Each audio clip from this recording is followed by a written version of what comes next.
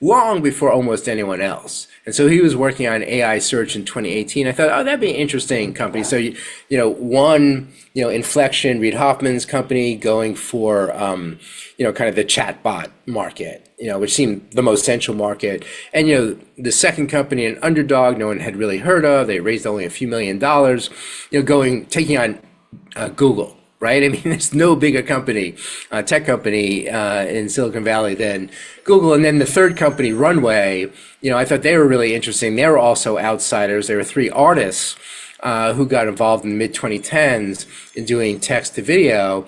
And, they were earlier than most. In 2018, they founded Runway, and they were getting a lot of momentum and stuff. So I had this idea in my head that I'd follow these three startups as they all try to cash in on this AI moment. But then, I realized so much of the story is around Google. So much of the story is around Microsoft. So much of the story is about Meta. And it kind of crowded out those other two smaller startups. So they're in there. But, I wrote several chapters about Andy, A-N-D-I. That's the AI search company that, was accepted into YC.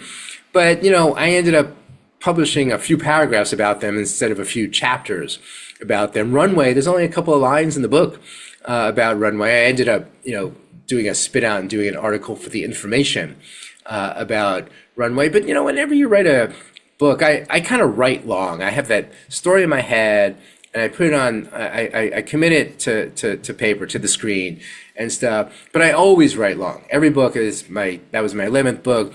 I'll cut it by 20 or 25%.